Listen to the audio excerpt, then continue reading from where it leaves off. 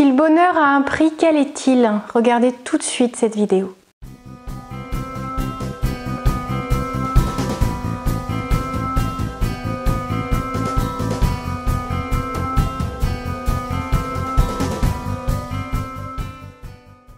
Bonjour à tous, je m'appelle Valérie Sauvage, je suis coach de vie, j'accompagne aussi bien les particuliers dans mon cabinet à Rennes que les entreprises. Si vous avez envie de changer, si vous avez envie d'avancer, de redessiner une vie qui vous correspond pleinement, je vous invite à me contacter et à découvrir mon site internet challengeyourself.fr. Vous y trouverez à la fois toutes mes coordonnées pour venir au cabinet à Rennes, pour également des consultations téléphoniques ou accéder à des formations en ligne qui sauront vous aider tant sur des thèmes comme la confiance en soi, le fait de se libérer également de ses peurs ou de la timidité, mais également de la stratégie pour avancer vers vos rêves ou des compétences à enfin développer, comme le fait d'être plus à l'aise au niveau relationnel ou en prise de parole en public. Alors aujourd'hui, un thème important, le bonheur. Je pense que tout le monde est en recherche de cet état de sérénité, de quiétude, de prospérité pour certains.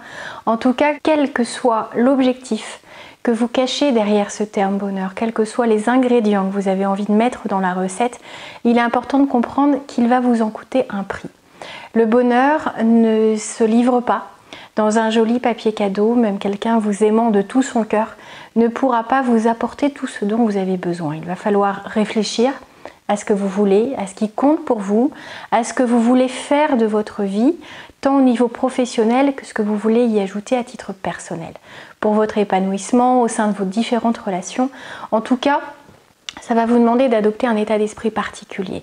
D'une part, développer un état d'esprit positif, optimiste, une véritable foi en la vie, de manière à ce que vous puissiez voir ce que vous avez déjà de beau, développer cette gratitude, de manière à attirer encore plus de jolies choses, à vous centrer sur ce qui fonctionne déjà, sur la chance que vous avez d'avoir déjà construit une vie qui est déjà tellement belle, mais aussi vous câbler sur cette fréquence positive, sur ce qui vous permettra de rayonner, de briller tellement que les gens auront envie de s'approcher de vous, auront envie de devenir amis, voire plus, auront envie de vous faire des propositions de travail parce qu'on a envie aussi de collaborer avec des gens qui sont lumineux, qui sont positifs, qui ont une joie de vivre palpable, qui se lit sur leur visage, dans leur attitude, dans leur schéma de pensée, qui à travers leurs décisions est totalement perceptible de chacun. Donc comprenez que si vous voulez être heureux, il va vous falloir adopter l'état d'esprit adapté, donc positif, tourner vers l'action, vers les changements qu'il va vous falloir engager. Vous avez peut-être besoin d'acquérir certaines compétences ou de vous libérer de vos peurs, mais en tout cas, quels que soient les changements à opérer, il va vous falloir être prêt. Prêt à changer, prêt à vous remettre en question, prêt à accepter que pour l'instant quelque chose dysfonctionne dans votre manière de regarder le monde, de regarder votre vie, de vous parler à vous-même, cette petite voix intérieure qui finalement peut vous desservir par moments si vous avez cette tendance naturelle à vous dénigrer, à vous critiquer, à voir ce que vous n'arrivez pas à faire plutôt que tous les accomplissements déjà présents à l'heure actuelle. Et donc c'est important de comprendre que avoir un état d'esprit positif et être prêt au changement sont des étapes incontournables. Alors oui, c'est un prix à payer parce que c'est plus confortable de rester dans son mode de fonctionnement habituel. On le connaît, on sait comment agir, c'est instinctif. On sait où on va, on peut même se résigner, se dire bon allez hop, ça me suffit, ça me va, tant pis, je suis plutôt négatif ou pessimiste, mais je suis comme ça, c'est ma nature, ou mes parents étaient comme ça. Quelle que soit l'excuse derrière laquelle vous vous retranchez, vous pouvez sortir de ce cercle vicieux. Vous pouvez arrêter de ne voir que le négatif et d'agir pour aller enrichir, alimenter cette croyance limitante que vous avez sur votre personnalité, sur vos compétences, sur votre dépassement possible. À partir du moment où vous agissez sur votre état d'esprit, que vous arrivez à vous convaincre, que vous pouvez aller au-delà de ce que vous savez déjà faire, que vous pouvez encore apprendre, encore découvrir, que vous pouvez peut-être développer une vision différente, être moins dans le jugement ou dans la critique des autres ou de vous-même, ça vous aidera à aller vers le bonheur. C'est un prix à payer, ce changement profond des fois, d'habitude, de manière de regarder la vie, de manière de vous parler. Ça nécessite une remise en route, presque un reset, un retour à zéro. On reprogramme votre cerveau, on reprogramme la machine et on se dit finalement, je vais peut-être essayer de fonctionner différemment parce que mon fonctionnement actuel ne m'apporte pas ce bonheur auquel j'aspire. Et j'espère que vous arriverez à garder le cap, à viser cette quête jusqu'à y arriver, parce que c'est tout à fait possible. Chacun sa définition du bonheur, comme chacun sa définition de la réussite. À partir du moment où vous savez à quoi peut ressembler votre vie idéale, fixez-vous des objectifs. Croyez en cette possibilité d'y arriver, en cette foi en vos capacités, cette confiance en soi. Développez-la, entretenez-la, nourrissez-la par une vision positive de ce que vous arrivez à faire, par un système de récompense à chaque fois que vous arrivez à vous dépasser, à changer quelque chose qui n'était pas instinctif avant. Félicitez-vous, récompensez-vous, observez ce changement, validez-le, acceptez-le comme quelque chose qui maintenant fait partie de vous. Ne minimisez pas l'effort fourni ni le résultat obtenu. Dites-vous que c'est important d'avancer pas à pas en sachant de quoi on est capable, en sachant ce qu'on a déjà fait, ce qu'il reste à faire, mais qu'on sait intrinsèquement qu'on est capable de l'accomplir.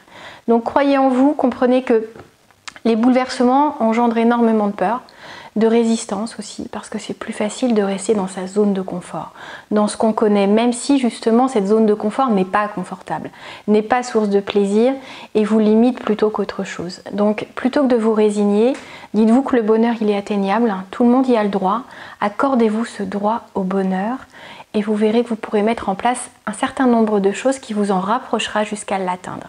Si vous avez besoin d'aide, si vous voulez que je vous aide à combiner à partir de ce que vous avez déjà en vous, ce qui vous aidera à avancer, à contribuer à ce bonheur, à définir ces objectifs qui seront chers pour vous, qui compteront, qui vous animeront profondément, contactez-moi par le biais de mon site internet challengeyourself.fr.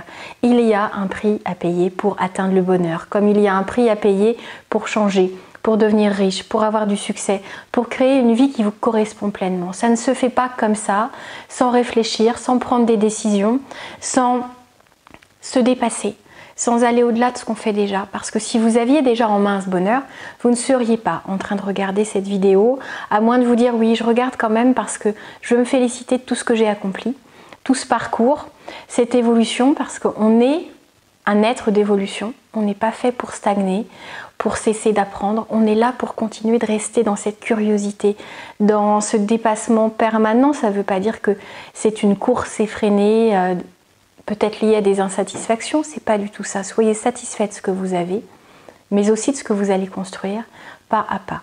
Aimez le chemin autant que le résultat.